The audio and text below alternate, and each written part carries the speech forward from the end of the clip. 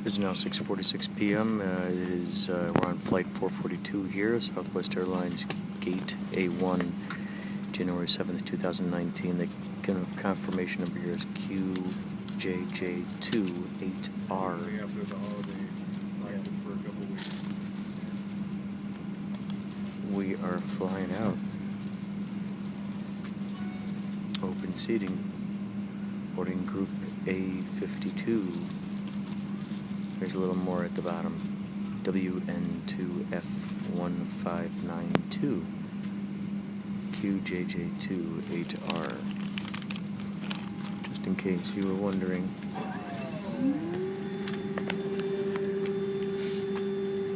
As you can hear, little scuffles going on the plane here.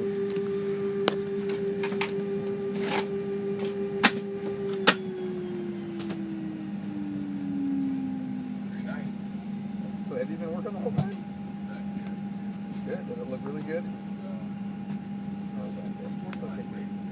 I mean, the big thing that we did was take care of all those boxes we brought down from the attic and put those tucked away into the big wall there by the generator. You know? Yeah, right. Alright. Okay, good. Alright, so like the thing's half an hour late taking off, so I'll be half an hour late landing, and everything's good here.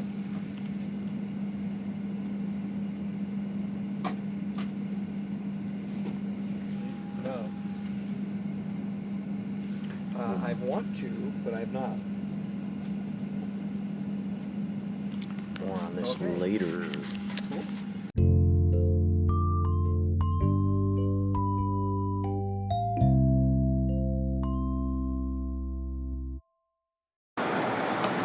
There's a whole lot that's going on right now. There's a whole lot that's going on right now.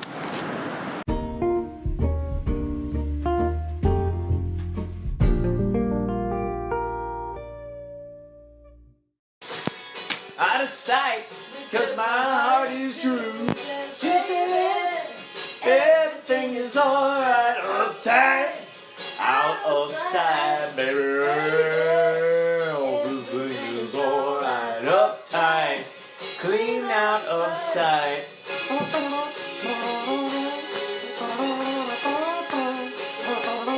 Oh, it's a sight. It's dynamite. It's alright.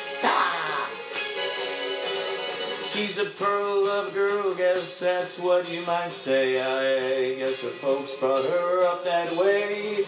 The right side of the track, she was born and raised in a great big old house full of butlers and maids. She says no one is better than I said I know, I'm just an average guy, no football hero or smooth Don Juan. I got empty pockets, you see I'm a poor man's son. I say it's alright. That's right, I know it's out of sight. So baby, it's alright. I said right, that's right, it's hard as to say. Everything is alright. Uptight. Oh baby. Yeah, uptight.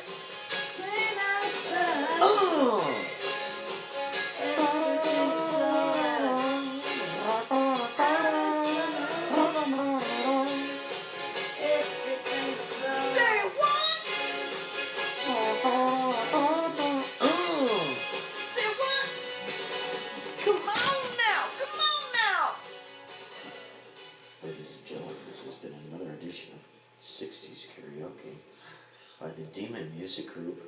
Demon.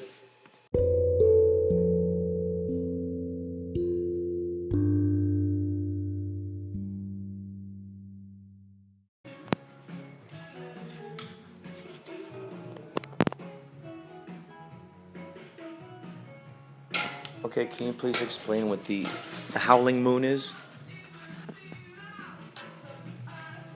The Howling Moon is a time of season, and the tribes would stay indoors and keep their children and animals safe because wolves are howling. On only on that specific date? Well, that month. Oh, so for each month there's a howling moon? There's a different name of a moon for every month. So how often do we see the howling moon? Once a year. That's only once a year. What's the date usually that it falls on? January 20th to the 23rd. Oh, so it's within like a few day period? Well, it's never the same day because each year it changes. Like Thanksgiving or something. Right. So within a few day period or a week period? Probably within a week. So within a week period. Let's see. So the howling moon could happen within that time. Is it possible for the howling moon to happen on Christmas? No. The cold moon is the month of December. Howling moon is the month of January. Cold moon. Okay.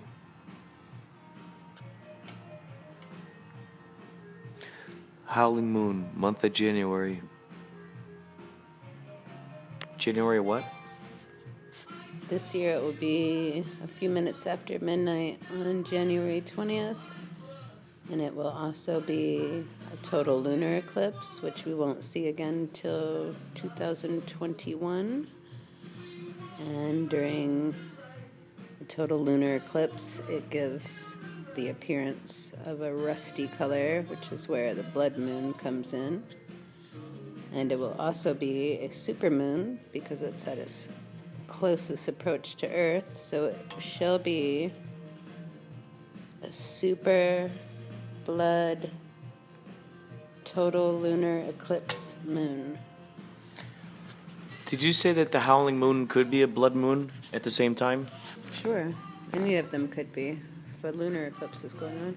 What particular dates do the blood howling moon, how often does that happen? I don't know. Is that like an extreme rarity?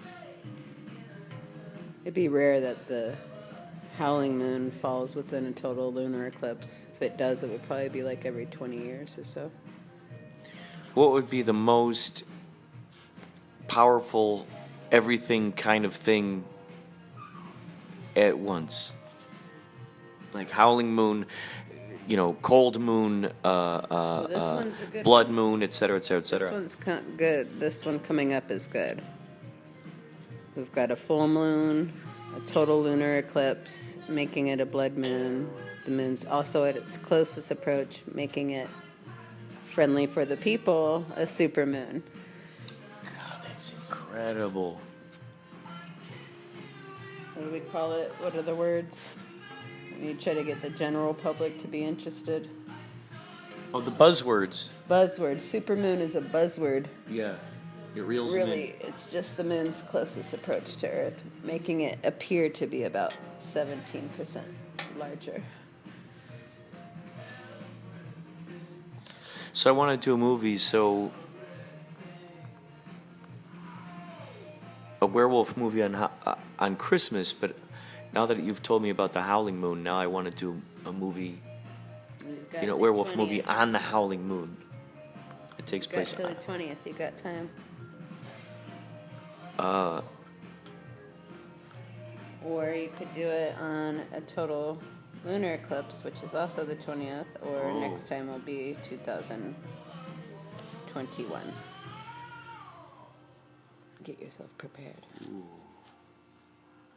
Yeah, it'd be good to plan for that specific date in mind. Like, let's say you invent a movie and you plan for that specific date for it to be released on that date, because that movie has to do with that exact event.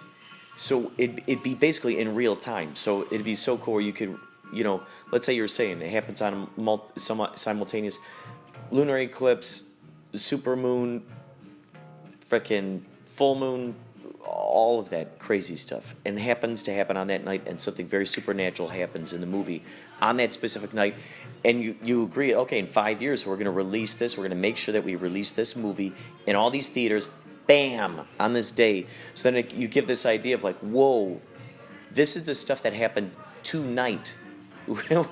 This is what's happening tonight. So you feel like, is this actually going to happen? Who knows if you turn into some kind of strange creature? Who knows if you know, I mean, wouldn't that be interesting if people just, like, it evolves them back into, like, a salamander or something, or some kind of, like, water creature?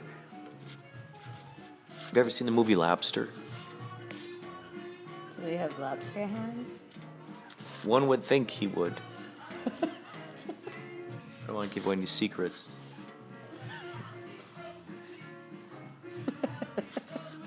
Okay, I'll give you a spoiler. He doesn't have any. I wish he did. Isn't he like? One would hope. Yeah, that's what I thought too. I thought he used a lobster. Is it just called lobster, or is it like Lobster Man? It has something to do with a lobster man. Of sorts. How old of a movie is this? Came out, I think, a few years ago. Feral, the other feral. Wouldn't it be interesting if we found out they're related? Feral cat? A feral cat. Just so there are feral cats, there's Will Ferrell, and then there's Colin Farrell. Colin Farrell. You know that Oh, guy? that's a dark-haired fella. Yeah. He was in this Was movie. it a serious movie? Was it real serial? You guys are Well, being it kind of serial was. enough. It was kind of serial. Strangely funny, and yet, like icky too, because you're like, whoa, this is the future that these people are living in. I It was just saw slightly. Lobster. Well, I can't give away that Well, secret. if I were I think to you look need to up see it. the movie, what description would it give me? Okay, so basically, it takes place in a world where if you're not married by the wait, it's either by the time you're 30 or the time you're 40, you will get turned into an animal of your choosing. You have to choose what kind of animal. That sounds lovely. So, by either 30 or 40, if you don't have a mate, you get turned into an animal. Now, Can the animal have a mate? people try to make pacts like that. You know, So does he get turned into a lobster? Since it's I can't called give lobster? away any I secrets at cannot all divulge whatsoever. this information. So much more of a fun surprise, but it's crazy because it seems slightly like there's a little twinge of Lynch-esque to it, just a little, like, because it is surreal, you know, in that concept. Rachel Weisz is in it. Did you ever see The Fountain? No, I didn't know who that was. She was in that movie. So it's really, really interesting because these people, they're sent to this sort of a hotel of sorts. People, you know, live in there. And so they're there for, I think, 10 days. Because the reason why he's there is his wife died. So then now he's got to go back into the colony. So if your mate dies, you got to go back into this, like, this sort of little colony, this little hotel. So does the rule For still 10 apply days. if you're 30 or 40 and not married yet? You turn into an animal if you So already let's have a say spouse? if a character is 60 years old and his wife dies, he's got to go to the colony and find a new spouse within 10 days within this colony. So people are, like, trying to get to know each other and stuff like that, and Quickly. yeah, 10 days. yeah, and then there are people who try to escape. So then every person staying in the colony is given a rifle with tranquilizer darts. So they all go out hunting the people who are trying to escape. And for every person you catch, you're given another 1 or 2 days on your clock there. So some people try to extend their stay there and really hunt down the others who try to escape. So it's a really weird. It's very Orwellian. It's like 1984 in a very interesting way. That's interesting. Yeah. Huh. Like The Village, sort of, mixed with Lady in the Ooh. Water or something. Ooh, that's a good way of putting it. That's what it sounds like. Yeah. Go ahead and pluck those strings again. I want to get some close-up sounds. Oh, yeah. Bass! How low can you go? Death row! What a brother know! Yeah, Chuck! It's the incredible. Yeah!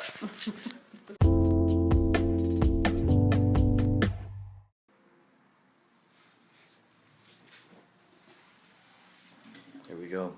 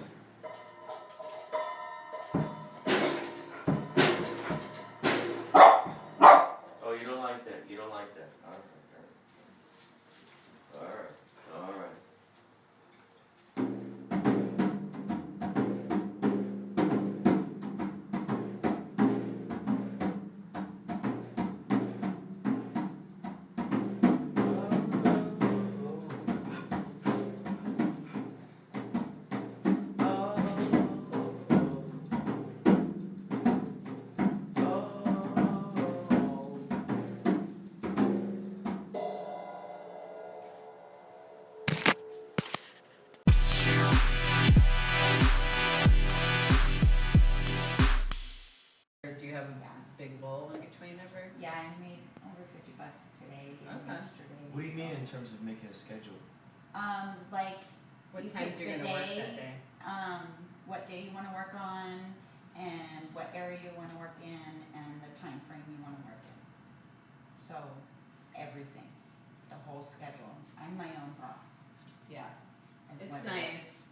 Do you like- you know, it's so interesting 'cause I talk- This is blood. It's Norton's nail that he had removed. Oh.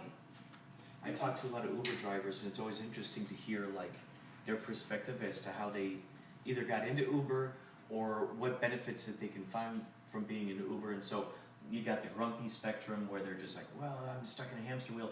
The others who are going, oh my God, I'm having so many revelations. I'm meeting so many great people.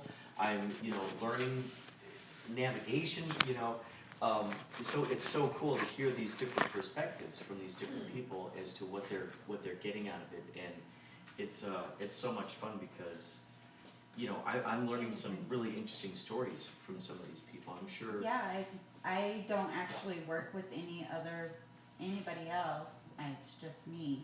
But the people that I do meet, obviously I have regular restaurants and regular customers that I go to and see on a daily basis almost. So, you get to know those people, and then you end up getting free food from the restaurants because they know you, and they're like, hey, do you need something to That is drink? so Do you want some cool. fries? Wow. Stuff like that. How So- interesting. You're getting to see this whole aspect of life that you wouldn't normally, that Yeah. other people wouldn't normally see. You're starting to kind of learn, these merchants, at these different places. That's pretty cool. And of course, I get to find different restaurants too, as well. Of places that I would like to maybe try out myself, or for my family. So it's always fun. I mean, not every day is fun. Some days I could be like, hate everybody. Do you ever have to deliver, what's the biggest amount of food that you've had to bring? I do catering orders too. So the biggest amount is over $300 worth of food from Jeez. Chipotle's or something like that. So I'm getting the vision in my mind of those they look like they're aluminum foil, and there's just a bunch of Yep. chicken and sauces and all this stuff slopping around. Now, do you have do you have a way of so you don't spill any of this in your back seat? What do you do? I have a bag. You have a bag Yeah, I that have you a just bag lay out for work. on the back seat. Yeah, it goes right. The food, most of it goes right into my bag. Just whoosh, you know. Yeah, usually they're in boxes already. They're in the containers in boxes, so they're not moving around too much. So either set that in the back of the vehicle, or I put what I can in the bag, and my bag zips up and it stays right there. That's so intriguing. Yeah, and I do Walmart grocery delivery too for DoorDash. Now, have you ever delivered to someone's house that you knew? And you're like, oh, Yes. Joey, how you doing, man? You I know, like, delivered what's- to my cousin the other day, Incredible. and then I delivered to my dad's old house that I grew up in. Wow, that's incredible. I was like, That's incredible. FYI, I used to live here. The house you grew up in, you delivered to. Yeah. Oh my God, He's that's all, astounding. Oh my God, That's is it one of your names on the back sidewalk? And I'm like, yeah, Oh, one of those are mine. What the heck? That's crazy. Yeah, so That is crazy. was the house I literally Oh grew my up in. God. Wow, that is brilliant. That's amazing. Yeah. That is Crazy amazing. stuff That's happens. amazing. Yeah, so Wow, was that crazy to be like to have your current self like cross over into that dimension of like your past self? I was and, checking whoa, out I'm living my here old right now. bedroom window Whoa. and like. So did they give you a little tour? Like, did they let you check it out? No, I didn't want to go in their house anyways. We're not allowed to. Oh yeah, right. It's safety basically. Yeah.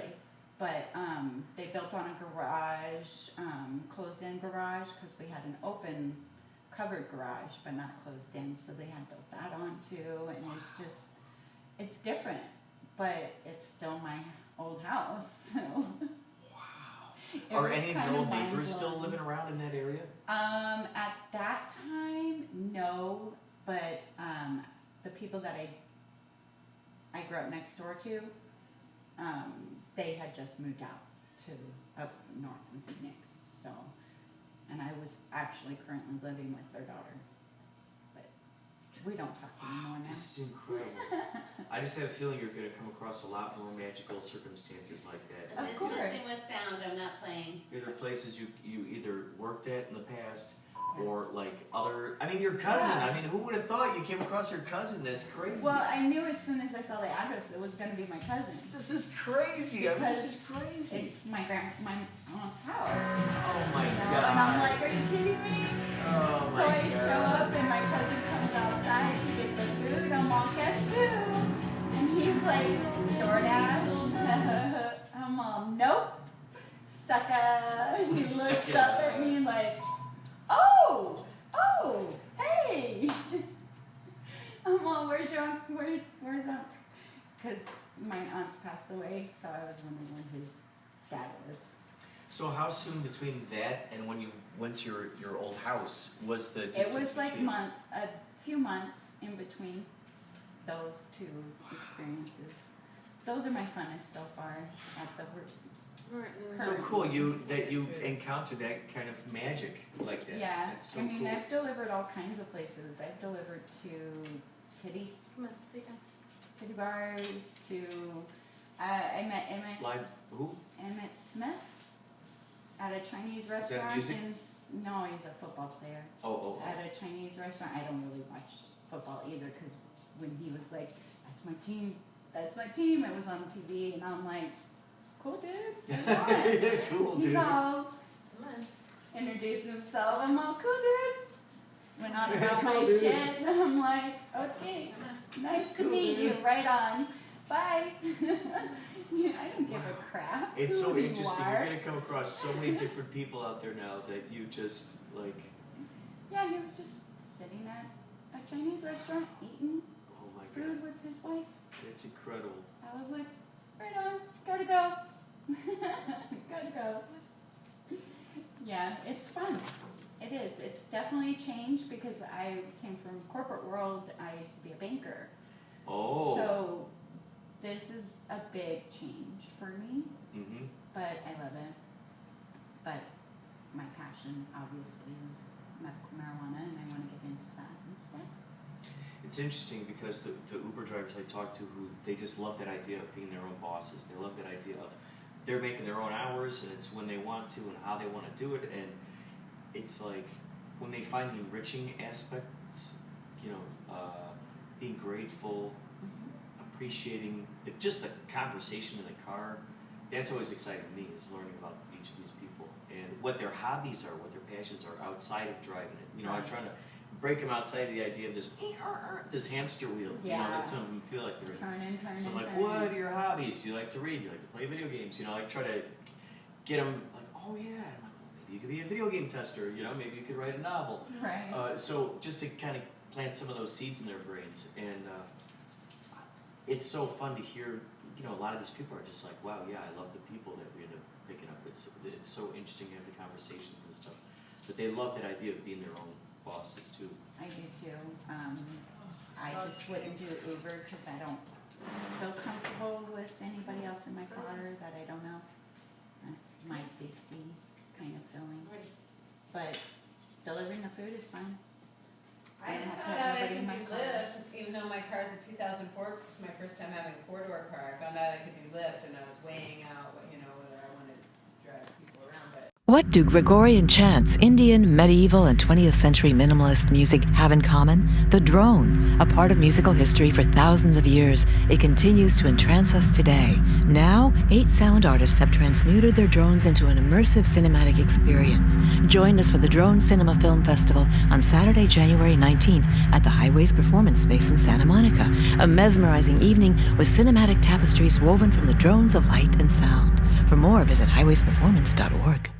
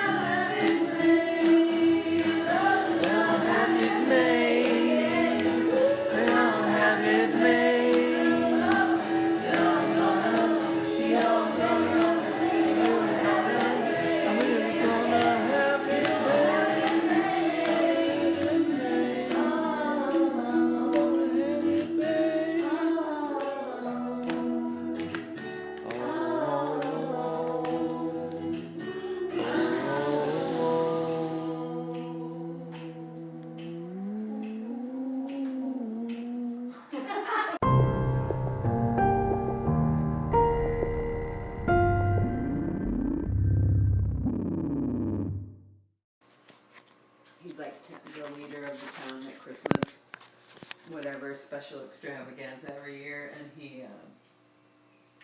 was tweeting like the mayor, the South Park mayor, and like the principal of the school, like all these just horrible, like you're a cunt, ass licker, and all this stuff, and then the next day, Mr. Hankey was doing this? and the next day they're like, Mr. Hankey, you know, sent this tweet. He's like, he's with one of the boys, like Stan or somebody, and they're like, oh, why did you do that? Well, I didn't mean to. I've been taking Ambien. So, and sometimes when I take Ambien, I feel like this, you know. He's like, I'm sorry, we'll never do it again, you know. So they're threatening to take the parade away from him. So they end up taking the parade away from him, and at the very end, which was funny, because they go, and I guess the Ambien was like a Roseanne Barr thing, because she got fired from her job after tweeting. They go, So they send him away in an Uber. I don't know if they called it a pooper though, maybe instead of an Uber. So they send him away, and the whole town's just watching. And they, at the very last minute, someone says, "Well, what town is going to take a racist, loudmouth piece of shit? You know, what town is going to take him?" That ends up at in The Simpsons at the very end, and they're all like, he shows up. He ends up where? In The Simpsons in Springtown. Oh my God, that's awesome! So they did a crossover. Around, they're like, what town's going to take a piece of shit like him? That as he's is, going up, and then oh my, he's in. Where are they from? Springfield. Oh my God, that's incredible. So you were saying, okay, so which episode they taught you about Red Dead Redemption? Oh, I don't know. They talked about it over the course of like 3 episodes, but it might be the episode of Al Gore and Man Bear Pig. Man Bear Pig? And What? Al Gore. And what happens with Man Bear Al Gore Pig? a long time ago, the Man Bear Pig existed. So Man Bear Pig comes because of a deal Stan and all the boys, his grandfather made, and everybody else along. Man Bear Pig. Man Bear Pig. So the family they owe the debt to this creature. And so the cops think, and they did school shootings through the whole thing. Like every episode has got a school shooting where nobody's even paying attention. They're just still teaching class, over bullets going in. So the cops, of course, are like, there's no Man Bear Pig, we're going to arrest these 3 kids. And they arrest 3 of the boys, for school shooting. It's just another school shooting, but it's really Man Bear Pig. Even though there's blood splattered everywhere, claw marks. So like, it's another school shooting, so they arrest the boys and put them in jail. And the chief of police keeps wanting to hurry, and they're like, we're getting another report of Man Bear Pig. He's like, it's not true, because he just wants to go home and play Red Dead Redemption 2. Oh my God. So he's just trying to solve stuff really fast. He's like, there's no Man Bear Pigs. He wants to get back home. And then his wife's upset that he's working so much, and when he's at work, he's on Red Dead Redemption. So he gets home one day, and he's like, she'd been on his game. He's like, well, now I don't know this, or what happened here, and where did you get? I had this gun. So she was playing his game? She was playing his game, and he came back home upset. And oh my God. So instead of fighting people fight. Yeah. So because he missed all these he plots. He left the place, and he's like, I think she said to him first, she's like, oh my God. I'm starting my own life, forget you. Like they're going to leave each other. Well, she started her own game on Red Dead Redemption and surpassed where he was. So then he gets, and he wants to start his own life, and they talk about, I didn't want to restart because that blizzard in the beginning. Because of that blizzard. Nobody wants to start. Oh my God, that's awesome. So what did they say about the special code? What was the thing that they snuck in there? The boys were trying to get the cops to open the cell or something, and they said, they were talking about something. He said something about Red Dead Redemption, and he's like, yeah, but it's just so hard to get from Valentine to here. And we're like, well, did you know you could set it on cinematic mode? He's like, what? And I think that's how they escaped out of the cell, because they're keeping the cop busy with giving him pointers. So to let them free, for them to escape, they had to keep giving the cop pointers on how to do Red Dead Redemption stuff? I don't remember exactly. Oh my God, that's great. Talking about it with the cop. So they said just go in cinematic mode and you'll get there faster? Yeah, just put it in cinematic mode. So I'm like, okay, it's South Park, I gotta try it. And it turned out to be true. God, that's awesome. It's so cool to know that there are those movies and TV shows out there that are leaving those little Easter eggs for those who are tuned into that. It's like they know about that. It's like, we play Red Dead Redemption as well. We know what you're doing. They've done that. They've strung the school shootings and Red Dead Redemption throughout pretty much the whole season so far. And how often do they bring them out? Stan's dad got tired of living in the city, and they moved out to the country because they're in Colorado, and he started a farm called Tegrity products made with Tegrity. And that's great. Tegrity. Vape people, they're trying to get away from people who vape and really stick with, smoking pot still. And some guy came by. I can't help but think this every time I see people smoking them now. But some guy came by that owned a vape company.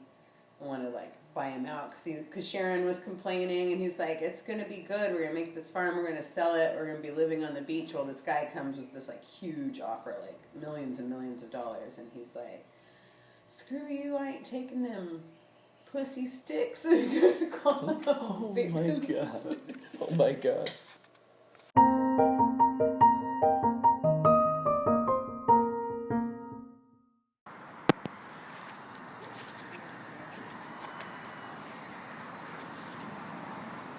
So we're here at a secret underground, undisclosed location in Utah. So, what new vinyl releases are you excited about as of late? Suspiria. Mm-hmm. When did that come out? December. And how many times have you listened to it? 3. I just got it. What's your favorite cut? Suspirium.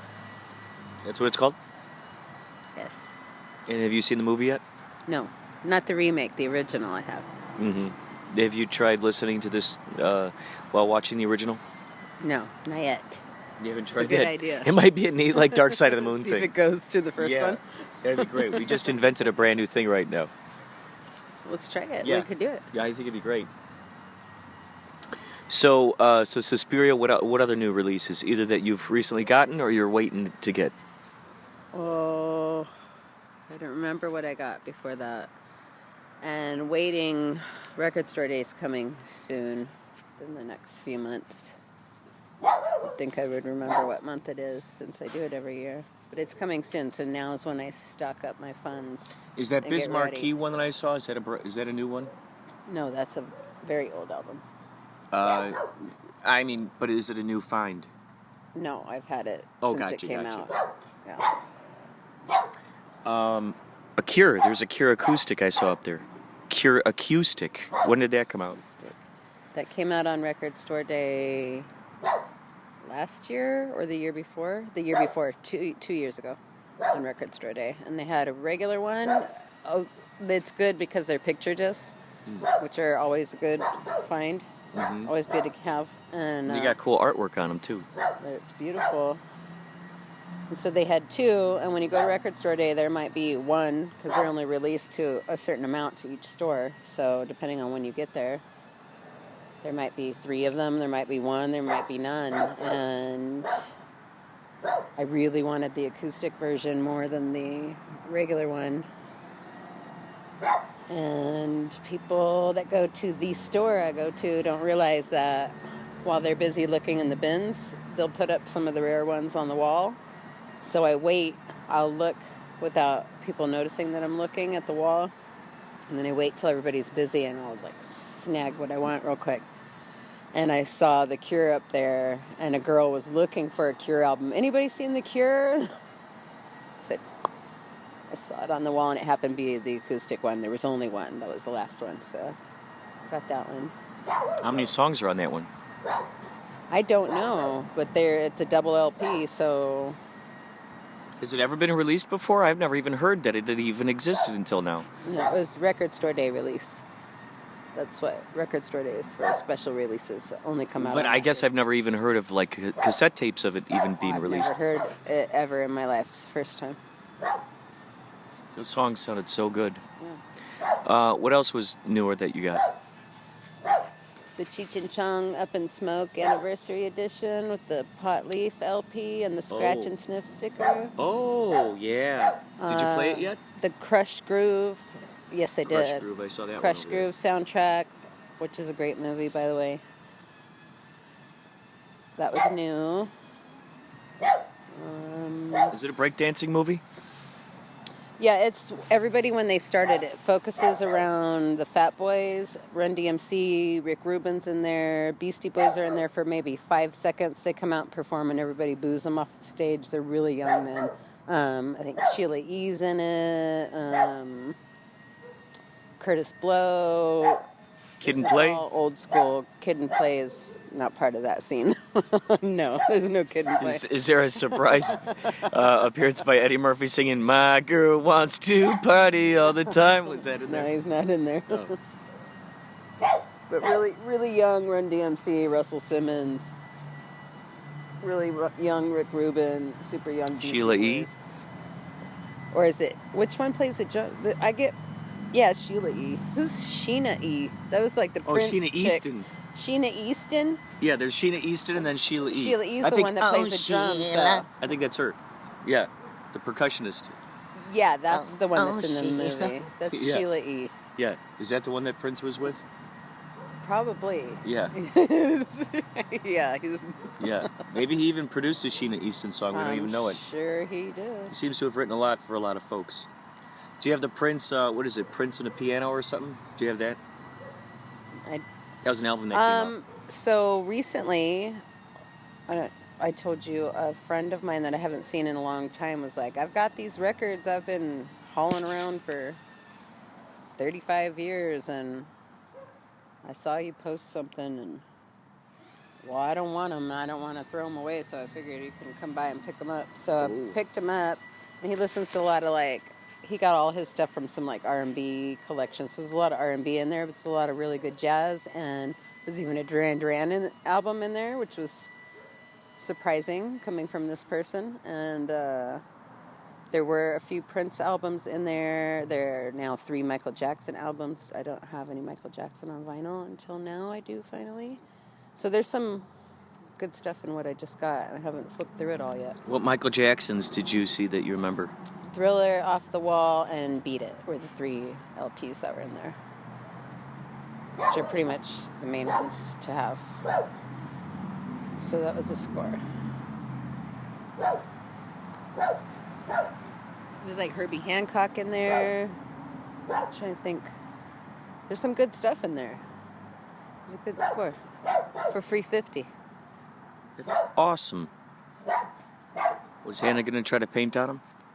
Not on my albums. Hales, no. So does Hales, she? no. I'm getting this idea that you're like the security check. She Well, these she are makes sure mine. that. Well, I'm just imagining when she goes out and she, She brings runs them by in. me first before she paints on them, or she'll call me and tell How many me what nuggets it have is. you saved? From two, the two. Yeah. Because she's been mostly sticking with these Time Life series albums. I'm like, okay, I'm good with that. But there was some Calypso one. I snatched that up right away. I'm like, oh no. Well, I figured it's Calypso. I'm like, oh no, I'm taking that one. Yeah. Yeah, she runs them by me first. She knows, because I'll be every time I see, that's all she does now. So she's producing them, and I'm like, what album did you paint that on? Yeah. Oh, it Oh was my God. this, it was How to Bake, Betty Crocker LP. Okay. But yes, there is a system in place. They are run by me first. People who know me know. My God. Oh, you might see Dash. There's a... What new albums are coming out that either you've never heard of yet, and you're like, what? I didn't know that existed. Kind of like in the Cure acoustic thing kind of situation. Is there anything else that's kind of like that? Not that I know of right now. I'm waiting for the Record Store Day list to come out. Do you see a lot of the similar folks at these? Yeah, I see the same people at the same store. Is everyone, I'm getting this idea that everyone kind of has gotten an idea as to what each other kind of likes. Do they watch out for each other, help each other out, or is it kind of like a... It's kind of a free-for-all. It's It's kind of a little frightening. Yeah, people reaching over you, sometimes possibly a little shoving. For the most part, people are pretty kind. Possibly a little shoving. I'm just imagining you with a hockey You helmet. just gotta... Here you are with your gotta hockey flip helmet. in there and pants fast, on. Yeah, and it depends on where you go, too. Oh my God. I'm not saying the name of the place I go to because I don't want to get Don't do it. infiltrated, but it's a local record store versus Zia does Record Store Day. Well, Zia is a big corporation, and I'll go there if the other places, if I search, 3 other privately owned ones and they don't have it. I found another one that I'd never been to before. I went there after my usual place, and that's where I got the Cheech and Chong album because they didn't have it at my usual place. And instead of giving up, because I was only getting 3 last year, normally I get, I don't know, way too many, 8, 9, 10. And I narrowed it down to 3 last year, and that was on my list. So it was a cool shop, and they had like 10 copies of it, which was weird. How many albums would you say are in the Dizzy D archives? Currently, it's not that large. Let's say 500? Because you probably have a storage facility someplace where you got more, don't you? No, I haven't got a storage facility. So you could open up your own shop. I could, absolutely. I've seen some of these shops where it's almost like the width of an alley. There was a shop in Wheaton, Illinois, where we grew up, and there was a candy shop, and it was in the width of like an alley. So one person at a time could go in there, but there was enough for like a tiny little shelf, and they would have all the craziest little candies and stuff in there. I can imagine a record store like that with your records up on the walls. Now, would you? How many can you imagine? And a candy store combined. Oh, and a candy store. Ooh, that's good. And then you'd only play I Want Candy. That's it, just over and over and over and over. There'd be no mistaking what the theme song is. Yeah. There'd just be no mistaking it. Maybe even with a combination of a costume shop in the back, too, for Halloween. For Halloween products. Got enough stuff. Yeah. We'll just put it. Got enough stuff. How many of your records would you're saying that you see some of these that are up on a wall. You're like, oh, there's that one. Mm-hmm. How many years would you stick up on the wall? How'd you even know to decide to stick up on a wall? How many did I obtain from the wall, or how many would you like? Let's say to put on the wall. Well, yeah, like let's say when the time comes and your future self has her own record store, what would be those ones or some of them? Those would be all the rare record store day releases, any picture, vinyl, anything original, flexi discs, the Biz Markie flexi disc that came in the first issue of Beastie Boys Grand Royal magazine, things like that. And then you're also kind of pricing it as to how much you're willing to part with it by, too, right? Because you're like, I don't want to see it go. That's the tough part. That's why I have so many, because I can't let them go. $10,000, right? Yeah, so and it's like you're nah. I bought it for like 25. I'm like, I don't know if I can let it go for that. Yeah. Yeah, that's the problem. So with the record store, what I would end up doing is like duplicates? Buy duplicates of everything. Keep one for myself and sell the rest. Yeah. So I'm still a hoarder.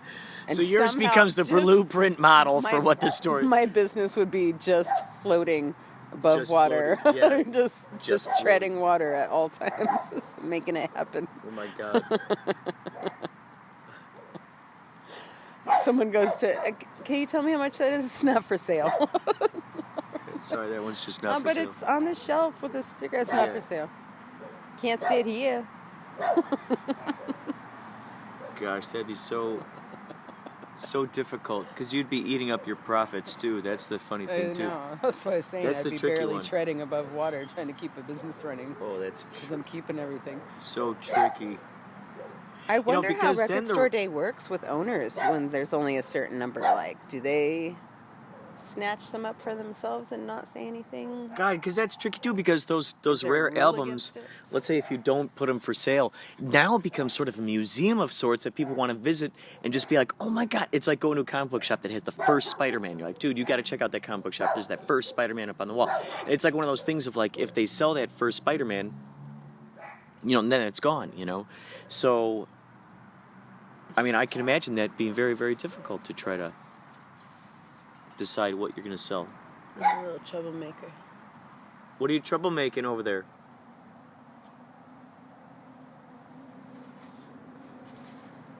What are you troublemaking? Princesa.